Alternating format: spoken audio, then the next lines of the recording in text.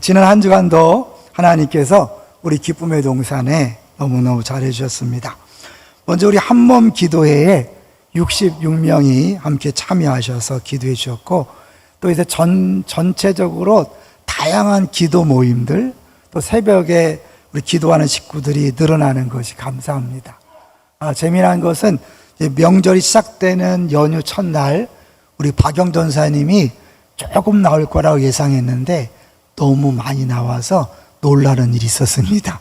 그 정도로 하나님께서 우리 교회 안에 기도하는 그런 열기를 심어주셔서 감사합니다. 계속해서 기도해 주십시오. 두 번째로는 하늘소리 작은 음악회가 진행되는데, 혹시 기억하시는 분 있을지 몰라도 코로나19 전에 제가 우리 지하 그런 데서 작은 음악회 연주회도 하면서 우리 교회에 어려움 당한 식구들을 위로하는 모임을 가졌으면 좋겠다라고 그렇게 했는데, 우리 하늘소리에서 그 일을 이제 시작하게 된 것 같아서 너무 감사하고요. 이번에 또 꽃꽂이 팀도 함께 한다니까요. 같이 참여해 주시고, 또 우리 교회 은사를 가진 모든 분들이 다양한 방식으로 섬겨주시는 기회가 되길 바랍니다. 세 번째로는 효엔 하모니 초청 면류간부 개강 예배 때 효엔 하모니라는 아주 특별한 팀을 초청한 거죠. 은혜스럽고 재미있고 잘한다 그래요. 우리 어르신들 한 분도 빠짐없이 다 참여하셔서 우리에게 주신 은혜의 기회, 행복의 기회를 마음껏 누리시기를 바랍니다.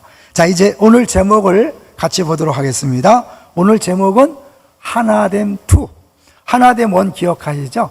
그 하나됨 1과 2의 차이는 뭐냐면, 지난주에 하나됨 1은 공동체, 하나됨의 필요성, 유익에 대해서 집중했다면, 오늘 하나됨 2는 어떻게 하나됨을 이룰 것인가. 그래서 사실 설교가 조금 힘들 수 있어요. 왜냐하면 우리가 늘 싸워왔잖아요. 늘 승질내고 다투고 공동체를 깨트려 왔기 때문에 오늘 설교가 나를 찌르는구나 이럴 수 있지만, 저는 그것보다는 명절 후유증으로 고생하시는 분들에게 위로가 됐으면 좋겠어요.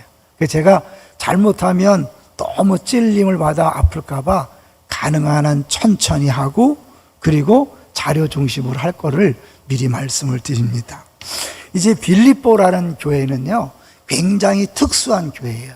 왜냐하면 이 빌립보라는 도시가 이 로마의 태역 장성들, 로마의 장군들을 위해서 지은 도시예요. 그래서 이 빌립보는 제2의 로마라는 자부심이 있었어요. 그래서 이 로마 시민권자들이 굉장히 자부심을 갖고 있었기 때문에 바울이 그걸 염두에 두고 하늘나라 시민권, 천국 시민권에 대해서 얘기하고, 1장을 보면 그 용어들이 전투에 관한 용어예요. 운동에 관한 용어든지 전투에 관한 용어예요. 그 잠깐 보시면 1장 이제 27절 같은 데 보잖아요. 오직 너희는 그리스도의 복음에 합당하게 생활하라. 그러면서 한 마음으로 서서 협력하다. 이런 게 다 뭐냐면 같이 스크럼을 짜고 적에 대항하는 그런 군인들의 모습을 보여주고 있는 거죠. 또 하나 이 빌립보서의 특징은 뭐냐면, 이들이 로마 시민권에 대한 자부심이 있어서 그 주변에 자기들이 생각하는 야만인들에게 로마의 문명을 보여줘야 된다, 이런 긍지가 있었어요. 거기에 이제 그걸 착안해서 바울은 너희는 복음에 합당하게 살아라. 이건 뭐냐면 그 주변 세계, 믿지 않은 사람들에게 이 복음이 얼마나 대단한가를 보여주며 살아라, 그런 거죠. 한마디로 뭘까요? 겸손하게 하나됨을 잘 유지하라는 거예요. 그거를 오늘 구체적으로 같이 보도록 하겠습니다. 먼저 우리 빌립보 지역 한번 도시 보여주시죠. 빌립보면 이제 유럽일까요, 아시아일까요? 유럽의 첫 성이에요. 원래 바울이 아시아에 복음을 전하려고 애를 썼는데 성령이 막았죠. 복음 전하는 걸 막았어요. 그리고 마게도냐 한 사람이 손을 들고 와서 도와달라. 그래서 넘어간 거 유럽이죠. 그 빌립보가 유럽의 첫 성이고, 그래서 바울이 첫 번째 유럽에 선교한 곳이기 때문에 바울 선교에 굉장히 도움을 많이 줬어요. 그래서 바울 마음속에도 빌립보 성도들 하면 그냥 마음이 짠한 거예요. 너무 기뻤어요. 그런데 그들 안에 분열이 있다는 것을 들었어요. 지금 외부의 적들과 싸우기도 바쁜데 안에 분열이 있다는 소리를 들으면서 마음 아파한 거죠. 잠깐 그걸 보면요. 4장으로 잠깐 가보세요. 4장에 보면 바울이 두 여인의 이야기, 이름을 거명해요. 우리 4장 2절을 보십시오. 4장 2절 시작. 내가 유오디아를 권하고 순두개를 권하노니 주 안에서 같은 마음을 품으라. 예, 유씨고 순씨니까 유순인데 그런데도 싸운 거예요. 그러니까 열심을 내는데 하나 되지 못한 거죠. 그러니까 이게 신앙생활의 열심과 하나 되면 또 다른 차원인 거. 오히려 열심인 사람들이 하나됨을 못 이룬 경우가 많이 있죠. 그렇지 않아서 2장 1절을 보겠습니다. 2장 1절 시작. 그러므로 그리스도 안에 무슨 권면이나 사랑의 무슨 위로나 성령의 무슨 교제나 긍휼이나 자비가 있거든. 앞에서 복음에 합당하게 살아라 쭉 이야기한 다음에 그러므로 그리스도 안에 무슨 권면이나 있거든 그러니까 없을지 모르는데 만약 있다면 그렇게 느껴지죠. 근데 원래 원어적으로는 이렇게 해석할 수 있다 그래요. 그리스도 안에서 권면을 받고 있지요? 그렇지 않습니까? 성령의 교제를 나누고 있지요? 그렇지 않습니까? 당연히 하다는 거죠. 자비와 긍휼을 받았지요? 그렇지 않습니까? 그러면 같은 마음을 품어서 나의 기쁨을 완성하시오. 이미 여러분이 받은 게 있고 누리는 게 있으니까 그걸 기억하면서 하나됨을 지키세요라고 그러는 거죠. 그것이 나에게 기쁨이에요. 이 바울을 사랑하는 빌립보 교인들이 바울에게 기쁨을 준다고 열심히 전도하고 열심히 헌금을 했는데 진짜 가장 중요한 거 뭘 못한 거예요? 하나됨을 이루지 못한 거예요.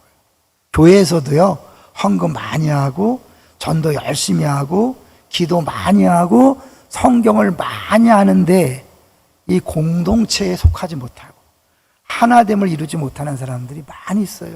그거는 신앙생활이 아니에요.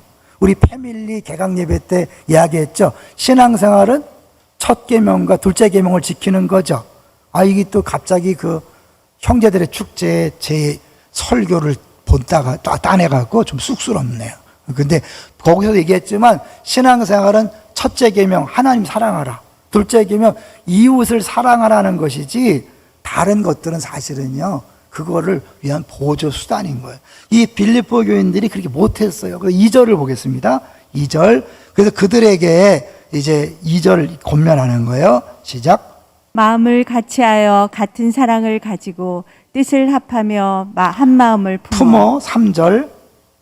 아무 일에서든지 다툼이나 허영으로 하지 말고 오직 겸손한 마음으로 각각 자기보다 남을 낮게 여기고 4절까지 볼 거예요. 시작. 각각 자기를 돌볼 뿐더러 또한 각각 다른 사람들의 일을 돌보아 나의 기쁨을 충만하게 하라. 하나가 돼서 나의 기쁨을 충만하게 하라. 그러면서 해야 될 것 4가지와 하지 말아야 될 것 3가지를 이야기해요. 1절 4절까지 제가 한번 정리해 봤어요. 해야 될 것 4가지. 첫째, 같은 생각을 가져야 된다. 두 번째, 같은 사랑을 베풀어야 된다.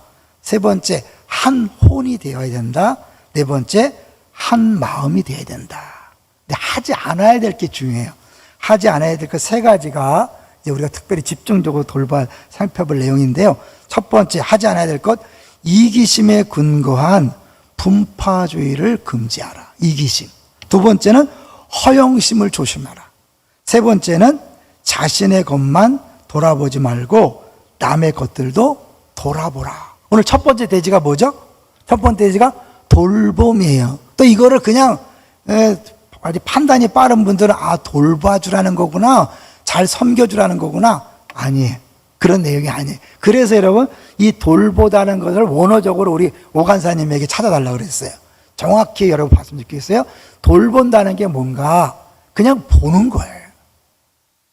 잘 섬겨주는 게 아니라 그 사람을 자세히 보는 거예요. 왜 봐야 될까요? 그 사람이 뭐 때문에 힘들어하고 뭐 때문에 고민하는지를 봐야 하나됨을 이룰 수 있다는 거예요.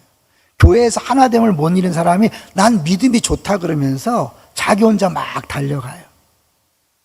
니들이 못 다루는 건 니네 문제야. 이러면서 자기 혼자 막 달려가요. 그러면서 오히려 비난할 때가 많이 있죠. 니네들은 날 이해 못해. 굉장히 교만한 거예요. 아니, 돌본다는 건 자기 일뿐만 아니라 다른 사람의 일을 돌아보라. 명절 되면 제일 힘든 게 부부 싸움이죠. 특히 시댁 가는 문제로 부부가 싸우죠. 왜요? 남편은 1년에 한두 번이니까 모처럼 가는 거니까 가족들하고 좀 오래 있고 싶어요. 며느리 입장은 어떨까요? 빨리 나오고 싶어요. 그러니까 서로가 입장이 다른 거예요. 그런데 어떻게 남편은 자기 생각만 하는 거야. 우리 1년에 이렇게 한 번밖에 못 만나는데 그거 이해 못해? 근데 아내 입장에서는 내가 얼마나 힘든지 알아? 서로 이걸 이해해 줘야 되는데 서로 자기 입장만 생각하고 싸우는 거죠. 많이 싸웠죠? 예, 많이 싸웠을 거예요. 근데 여러분, 우리가 하나 되기 위해서는 내 입장만 생각하지 말고 다른 사람의 입장을 생각해 보셔야 돼요. 명절 때 어르신들이 많이 힘들어해요. 왜? 자녀들이 안 와. 이놈 새끼들이 평생을 고생해서 키워놨더니 명절 때도 안 와? 근데 여러분, 그럴 때 못 오는 형편이 있겠지라고 생각하셔야 돼요. 그리고 또 때 되면 오겠지라고 하셔야 돼요. 내 입장, 야, 이것들이 어떻게 나한테 이럴 수 있냐라고 내 입장만 생각하지 말고 오고 싶어도 올 수 없는 그 마음과 형편을 이해하시는 것. 이게 하나됨의 비밀. 이건 가정이지만 교회에서도 그렇죠. 나는 믿음이 좋다고 생각하는 사람은 어떻게 해요? 자기 속도로 가면 안 되죠. 믿음이 연약한 사람들의 보조를 맞춰줘야 됩니다. 그래야 하나됨을 유지하죠. 왜냐하면 믿음이 약한 사람, 어려운 사람은 아무리 해도 안 되잖아요. 그럼 누가 맞춰야 돼요? 야, 무조건 따라와. 가랭이 찢어서 따라와. 이러면 안 되잖아요. 지켜주고 기다려주고 양보해주고. 그래서 넌 뭐하냐라고 혹시 내 리더십에 상처를 입은다 할지라도 기꺼이 아무 일을 못해서 무능한 거 아니야? 이런 소리를 들을지라도 약한 자들을 살펴주는 것, 기다려주는 것, 그들의 사정을 보는 것, 이것이 바울 사도가 말하는 남의 사정도 돌아보라는 거예요. 자, 그런데 그렇게 하려면 어떻게 해야 돼요? 3절이 필요한 거예요. 3절 읽어볼게요. 다시 3절 시작. 아무 일에든지 다툼이나 허영으로 하지 말고 오직 겸손한 마음으로 각각 자기보다 남을 낮게 여기고. 뭐 하지 말고 뭐 하라? 다툼이나 허영으로 하지 말고 겸손하게 하라. 그 겸손이란 것이 결국 남을 더 살피는 것이고 더 나아가서 어때요? 자기보다 남을 낮게 여겨야 돼요. 솔직히 얘기해 보세요. 여러분 겸손하십니까? 딱 일단 주일날 오면 어떻게 해요? 아, 저것들은 나보다 약해. 뭐 이러잖아요. 그죠? 내가 더 제일 세다고 생각하잖아요. 내가 제일 믿음이 좋다고 생각하잖아요. 그러기 때문에 기분 나쁜 거고요. 이런 교만한지 아닌지를 알 수 있는 가장 좋은 방법, 짜증이 나나 화가 나나 또 신경질 나나 섭섭한가 이런 감정이 드는 거는 100% 교만하다는 증거예요. 근데 사람은요, 교만하다는 말을 듣기 좋아해요, 싫어해요? 절대로 듣기 싫어요. 다른 사람은 다 교만하대. 자기만 안 교만하대. 여러분이 다 교만한 사람들이에요. 인정하셔야 돼요. 왜요? 내가 지난 한 주간 동안 얼마나 화 많이 냈어요? 얼마나 많이 섭섭해했어요? 그러면 내가 받을 자격이 있는데 나한테 왜 안 해주냐는 거예요. 나한테 감히 어떻게 그런 말을 하냐는 거예요. 이게 뭐예요? 교만이잖아요. 겸손은요, 가마떼기가 되는 거예요. 가만히 있으니까 가마떼기인 줄 알고 막 함부로 들었다 놨다. 그래, 마음껏 들었다 놨다 제자리만 놔둬라. 이렇게 되는 거죠. 여러분, 이게 겸손한 거예요. 누가 교만하다고 지적하면 그럴 수 있지라고 해야 되는데 교만하다는 말이 발끈하잖아요. 내가 무슨 교만해. 니들이 무식한 거지. 막 이러면서 화를 내는 것 자체가 교만인 거예요. 근데 여기 그걸 버리기 위해서 뭐냐면 다툼이나 허영으로 하지 말고, 다툼, 허영을 원어 보겠습니다. 다툼과 허영을 원어적으로 한번 보세요. 다툼은 뭐 그냥 하다마대로 자기의 야망을 가지고 욕심을 부리는 거죠. 근데 더 이거를 더 구체화시킨 것이 허영이란 말이요, 캐노 독시 아닌데 캐노 더하기 독사예요. 독사는 영광. 캐노스라는 것은 뭐냐면 헛된 것, 비어있는 것, 또 쓸데없는 것. 그러니까 자기 스스로 헛된 영광을 추구하기 때문에 싸운다는 거예요. 무슨 영광일까요? 나를 알아줘. 내가 최고야. 내가 실력자야. 내가 누군지 알아? 이런 것 때문에 싸우는 거예요. 여러분, 그게 없으면 싸울 필요 있어요, 없어요? 나를 어떻게 무시해? 싸우는 거잖아요. 근데 나는 무시당해도 괜찮아. 왜? 예수님도 그랬으니까. 라면서 안 싸워요. 근데 뭐예요? 내가 이런 사람인데 나를 무시해? 감히 더 나아가 뭐예요? 더 높아져야 돼. 더 내가 인정받아야 돼. 이것 때문에 싸우는 건데, 거기 뭐랄까요? 헛된 영광이. 근데 여기에 헛되다는 요 단어가 어디 쓰였냐면, 오늘 본문을 보시면 7절이에요. 재밌죠? 7절을 보시면 2장 7절 시작. 오히려 자기를 비워 종의 형체를 가지사 사람들과 같이 되셨고. 예수님이 자기를 비운다 할 때 똑같이 케노스를 썼어요. 그러니까는 이 교만한 사람들은 자기에게 없는 가짜 영광을 막 추구하지만 예수님은 어떻게 진짜 있는 영광을 비운 거예요. 이 차이를 아시겠어요? 그러니까 하나님 우리가 겸손하다는 건 쓸데없는 지나친 자기 영광을 추구하지 않는 거예요. 그래서 사람은 근데 죄성이 있어서 어딜 가나 내가 특별한 존재임을 보여주고 싶어 한대잖아요. 이걸 보여주는 제일 그런 단면이 뭐냐면 애들이요, 학교에 들어가잖아요. 100% 싸움을 합니다. 누가 짱이냐를 겨루는 거죠. 딱 일단 초등학교, 심지어 유치원에서도 그때 애들이 막 서로 민대 이렇게. 그래갖고 누가 세냐. 그러니까 유치원, 초등학교, 중학교, 고등학교 다 가서 초반에는 다 싸움하는 거예요. 왜? 누가 센가를 가리는 거지. 근데 그게 진짜 힘 있는 애들은 노골적으로 그렇게 하지만 힘 없는 애들은 싸우지 못하고 뒤에서 아유 무식한 것들 그러면서 스스로 자기가 점잖다고 느끼는 거예요. 근데 이게 누구나 새로운 사람을 만나거나 새로운 환경에 들어가면 자기가 대단한 존재를 드러내기 위해서 저 사람을 어떻게 써먹을까, 이게 우리의 싸움이라는 거예요. 왜냐하면 이 겸손이란 단어는요, 세상에는 없는 단어예요. 당시 헬라 문명, 그리스 문명이 다 있잖아요. 그리스 문명, 로마, 거기에 겸손이란 단어는 노예에게만 쓰는 단어예요. 그러니까 어디 뭐든지 강함을, 힘을 보여줘야 두려움 속에서 지배를 당하지, 그냥 맘먹으니까 거기는 힘이 덕목인 거예요. 근데 이 겸손이라는 거는 이 복음 안에만 있는 거예요. 그러니까 예수님을 진짜 만나지 않으면 절대로 겸손할 수 없어요. 다시 묻습니다. 여러분 겸손하십니까?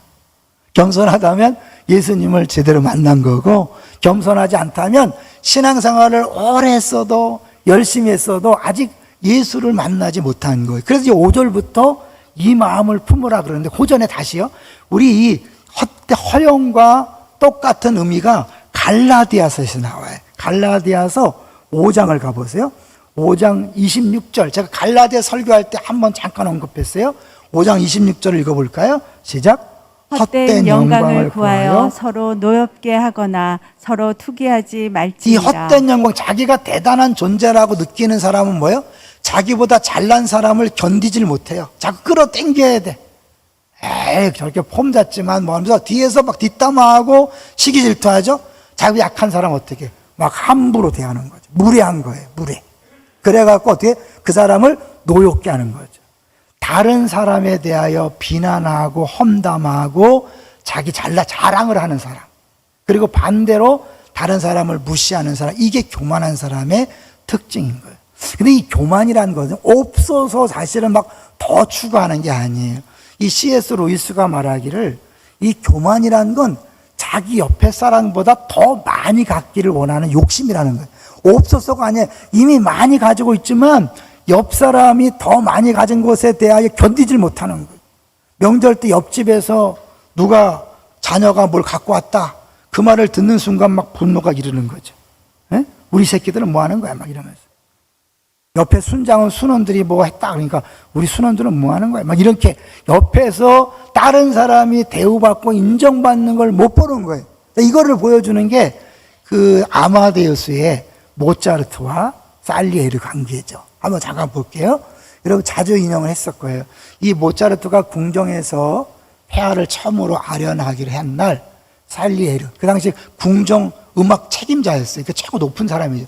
간단한 행지곡을 작곡해 준비했어요. 자, 궁정악장이 자네를 위해 행진곡을 준비했다네. 그랬더니 들어보니 어떤가?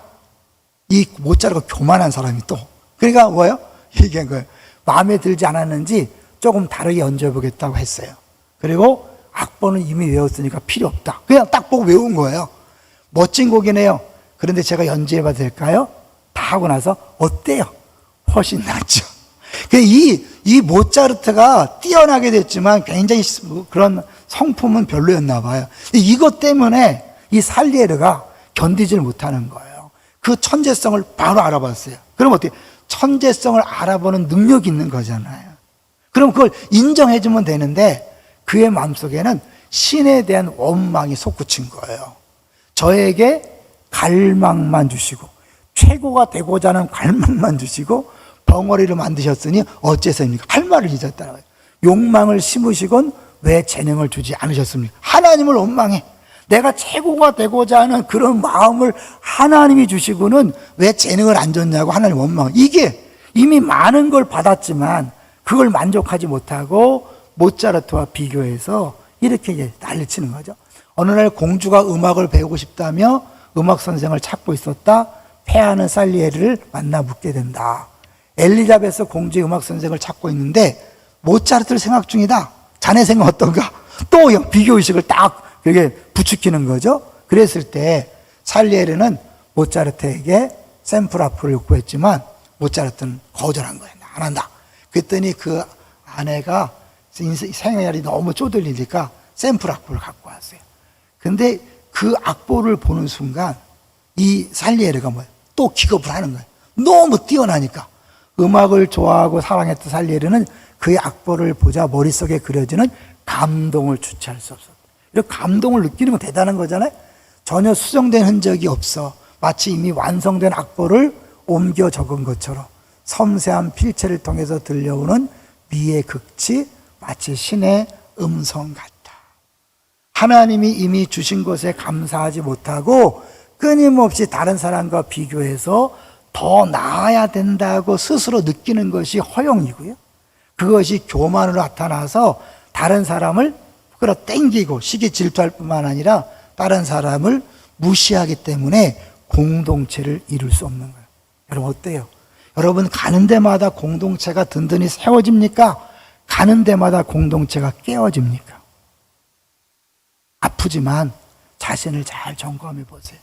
내가 가는 그 가정이, 내가 가는 그 회사가, 또 직장이, 교회 공동체가 내가 가서 정말 공동체가 신나서 호호호하 이래야 되는데 오히려 내가 감으로 말미암아 분열이 생기고 파당이 생기고 문제가 생긴다면 내가 교만하다는 증거죠. 그래서 겸손한 마음으로 각각 자기보다 남을 낮게 여겨라. 근데 이게 가능해요? 아무리 봐도 객관적으로 봐도 내가 난데 그런 사람 있잖아요. 이게 사람끼리 비교해서는 절대로 겸손할 수 없어요. 그래서 이 겸손은요, 하나님 앞에서 자기 자신을 돌아보는 사람만이 가질 수 있는 거예요. 그래서 이 조나단 에드워즈라는 사람이 겸손을 이렇게 말했어요. 겸손은 하나님 앞에서 자기가 무가치하며 비열한 존재라는 것을 알고 그에 합당한 마음의 자세를 갖는 것이다. 그러면서 이 겸손한 사람에게 4가지 방식으로 그 겸손이 드러나요. 잘 들어보세요. 여러분 해당되는 안 되는가? 첫 번째, 겸손한 사람은 하나님 앞에서 자기가 미미하다는 것을 아무 부담 없이 마음 깊이 인정합니다. 남들이 무시해도 흔들리지 않는 거죠. 자신을 못 믿을 사람으로 여기고 오직 하나님만 신뢰합니다. 나만 믿어? 내가 하면 다 돼. 이거는 정말 교만한 사람. 교회에서도 나 안 되면 안 된다. 이건 정말 교만한 사람. 나는 부족해서 나도 나를 믿을 수 없다. 이렇게 얘기해야 되는 거죠. 그 다음에 자기가 어떤 선한 일을 하더라도 결코 하나님 앞에서 자랑하거나 뽐내지 않는다. 여러분 자랑이란 자체가 뭐냐면 하나님 자리를 차지하는 거예요. 왜냐하면 우리가 받지 않은 게 있나요? 다 받은 건데 내가 자랑한다는 건 뭐예요? 내가 했다는 거잖아요. 그 자체가 하나님 자리에 자기가 앉는 거라는 거죠. 뽐내지 않는 거예요. 자신을 전적으로 하나님께 복종시킨다. 근데 이 그 일부 예배 때 이렇게 제가 설교를 들어보니까 서목사님이 이제 설교를 하는데 사람들 중에 이제 겸손해라, 예수님처럼 겸손해라 그러면 예수님이니까 그렇지, 바울이니까 그렇지, 내가 어떻게 이런 분이 있다 그래요. 여러분 동의하시는 거예요, 거기에? 근데 예수님 지금 어디 계시죠? 내 안에 계신 걸 믿습니까? 성령님으로 내 안에 계시잖아요. 그러니까 우리가 갈라디아서에서 두 소욕이 싸우는 거잖아요. 성령의 소욕이라는 건 뭐예요? 예수님처럼 살고자 하는 마음이죠. 예수님이 사시는 거 성령 계시니까. 그러니까 우린 누구나 다 예수님처럼 살 수 있다 없다? 살 수 있는 거예요. 다만 내 안의 죄성이 육체의 소욕을 더 따라가는 거죠. 왜? 내가 폼 잡고 잘났다고 하고 다른 사람이 인정하는 게 더 좋으니까 그걸 다 따라가는 거죠. 정말 내가 성령의 소욕을 따라간다면 모든 순간에 겸손하게 낮아져서 다른 사람을 높이고 다른 사람이 의견에 맞춰주는 거죠. 나보다 남을 낮게 여긴다는 건 뭐예요? 회의하다가 내 의견을 고집하는 게 아니라 그 사람 의견에 나를 맞춰주는 거예요. 그럼 어떻게 교회가 꼴이 될까요? 부부가 싸우다가 아내의 의견에 맞춰주면서 남편의 의견에 맞춰주면서 걱정이 되는 거죠. 남편은 내가 아무리 봐도 미련해 보이는데 그 말을 들으면 될까? 여러분, 그렇게 하나 됐을 때 주님이 임재하시는 거예요. 아시겠죠? 싸우면 마귀가 임재합니다. 그러나 내가 양보해서 내 남편과 아내의 뜻에 맞추고 나보다 연약한 초신자의 뜻에 맞추면 하나님이 임재하셔서 하나님 일하십니다. 할렐루야! 그러나 내가 잘났다고 싸우면 마귀가 마이 스타일에서 마귀가 난리치는 거예요. 그리고 그걸 꼭 기억하세요. 자, 이제 이것을 위해서 바울 사도가 뭐예요? 너희 안에 이 마음을 품으라 그래요. 그러면서 어떻게 해요? 예수님이 하나님의 본체다. 종의 형체를 입었다. 이 본체랑 형체랑 단어가 다르니까 다른 것처럼 느껴지잖아. 이것도 한번 보여주세요. 여러분 잊지 말라고 같은 단어예요. 자, 본체 형체. 본체 형체가 똑같은 단어를 다르게 번역한 거예요. 하나님의 본체다. 종의 형체다.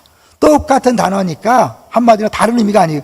하나님이신데 완벽하게 종의 모습으로 온 거예요. 우리 그러죠.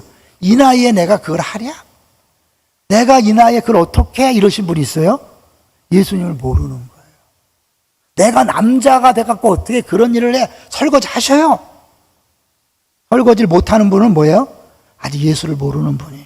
왜? 난 남자기 때문에 못해. 예수님이 하나님이 사람이 됐잖아요.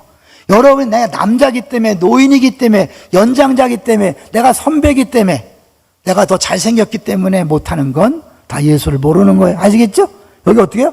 하나님의 형체지만 사람의 완전히 종의 형체를 입은 거예요. 그러니까 나는 일생 동안 한 번도 그렇게 말한 적이 없어요. 행동한 적이 없어요. 예수를 모르는 사람이에요.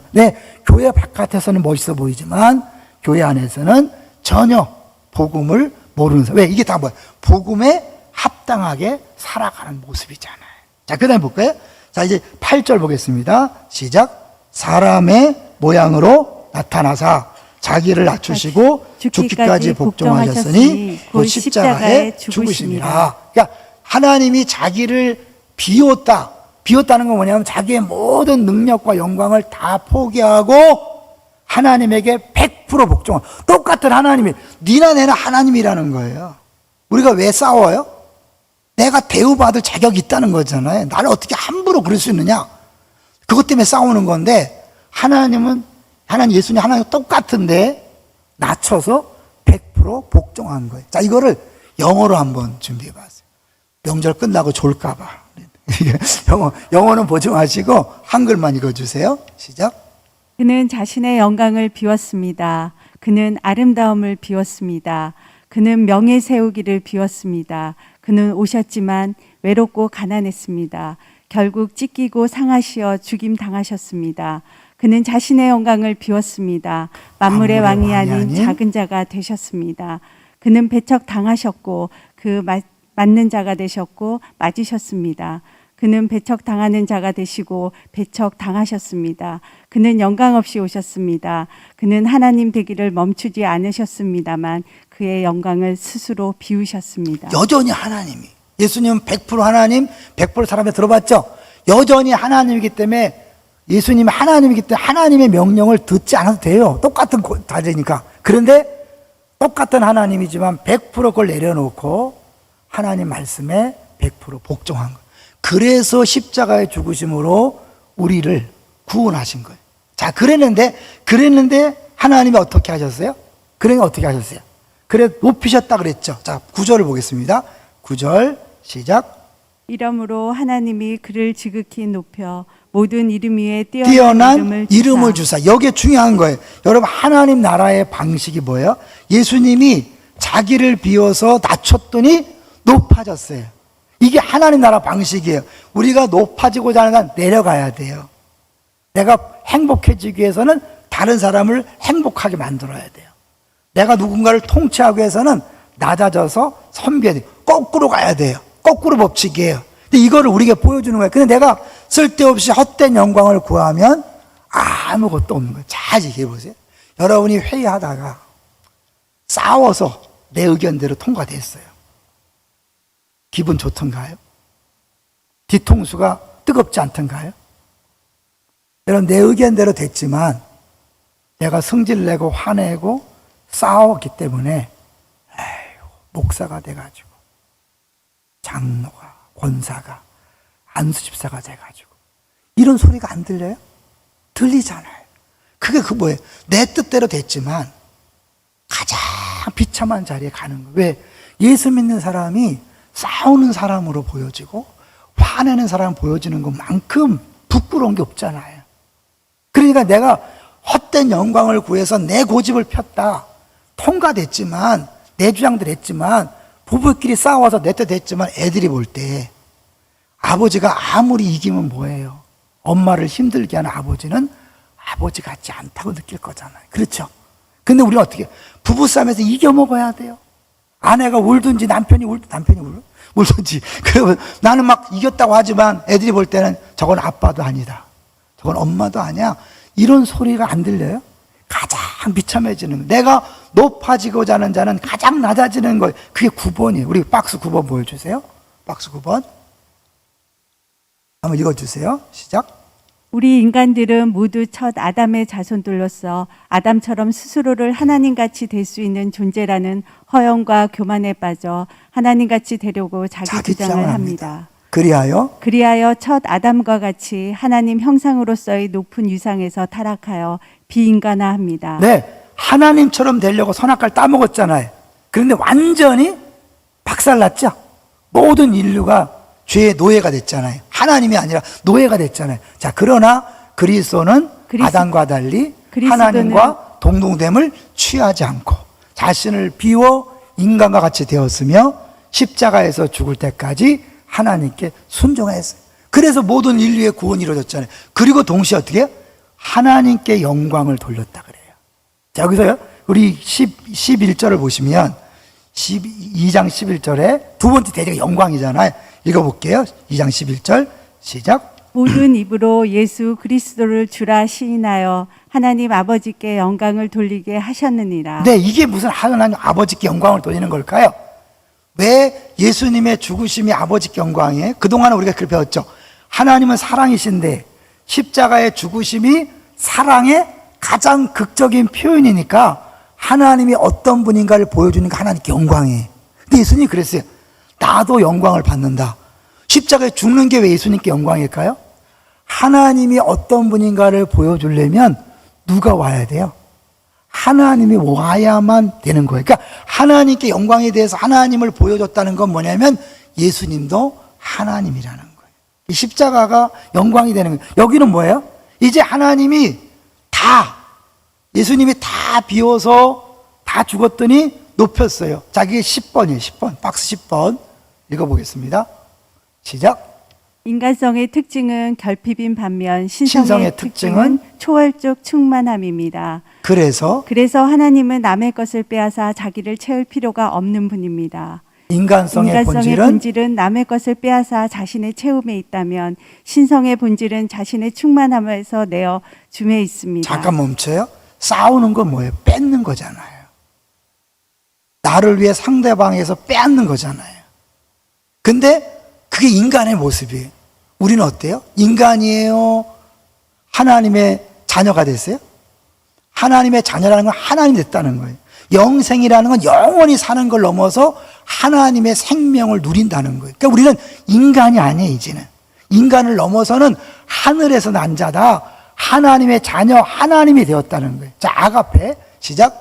아가페입니다. 곧 아가페 자신을 내어주는 사랑입니다. 그러므로 예수 그리스도는 자신의 한계성이나 결핍섭 속에서 죽음에 처한 인간에게 실로 기쁜 소식, 복음이 되는 것입니다. 그분이 다 가진 것을 내려놨기 때문에 우리에게 충만함이 온 거예요. 여러분이 자녀가 된 거예요. 지난주 얘기했죠?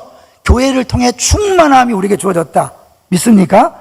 그 충만함을 흘려보내야 되는데 이 빌립보 교인들이 이 복음으로 주어진 충만함을 놓치는 거예요. 자꾸 잊어버리고 복음에 합당하게 사는 게 아니라 복음 바깥에 있는 사람처럼 여전히 싸우고 다투고 허영심을 가지고 자기가 스스로 높아지려고 그래요.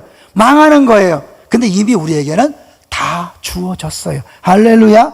다 주어진 걸 인정하고 싸우는 것이 아니라 내 것을 내어주는 거예요.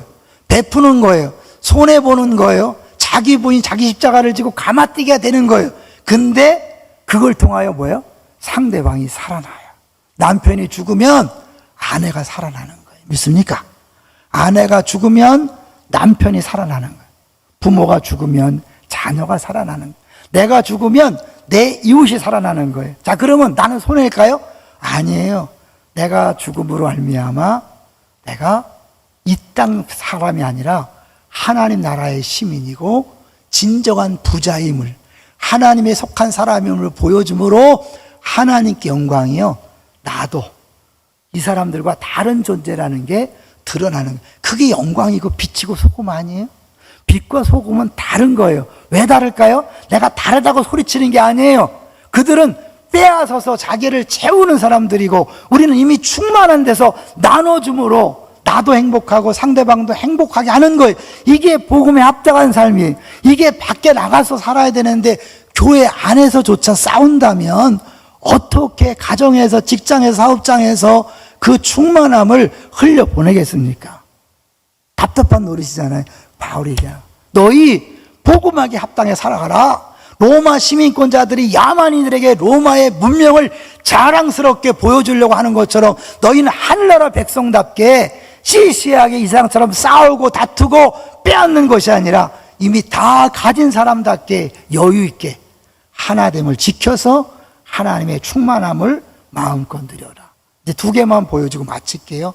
여러분, 철새들이 이 단체로 이동하기 때문에 얻는 유익이 있다는 거 아시죠? 예, 쭉 보시면 다 아실 거예요. 그들이 장거리 비행이 가능한 것은 함께 하기 때문에 그래요. 자, 마지막 속담에 이런 거 많이 들어본 속담 있죠? 빨리 가려거든 혼자 가고 멀리 가려거든 함께 가라. 성경이 아니에요. 일반 사회에서도 이렇게 함께 갈 것을 이야기하는데 복음을 아는 우리들이 싸우고 다투고 분열한다면 교회 밖의 사람들보다 더 우스운 존재, 소금이 맛을 잃으면 밟힐 뿐입니다. 왜 교회가 욕을 먹어요? 세상 사람들도 하는 하나됨을 못 지키고 싸웠다 하면 모였다 하면 싸우고 분열하고. 왜요? 허영심 때문에. 다시 여러분, 겸손한 마음, 예수 그리스도를 자꾸 바라보십시오. 묵상하십시오. 그러면 그 예수님의 그 겸손이 아름답게 보이고 내 안에서 육체가, 야, 너 본때를 보여줘. 가마떼기 아님을 보여줘. 네가 멋있음을 보여줘. 야, 네가 죽어야지. 네가 양보해야지. 네가 손해봐야지. 어떤 음성을 따르시겠어요? 이 음성을 따르는 순간 나도 행복하고 모두도 행복하고 하나님께 영광. 역시 예수 믿는 사람 다르구나. 나도 행복하고 하나님께 영광이 되는 이 주인공이 되시기를 주의 이름으로 축원합니다.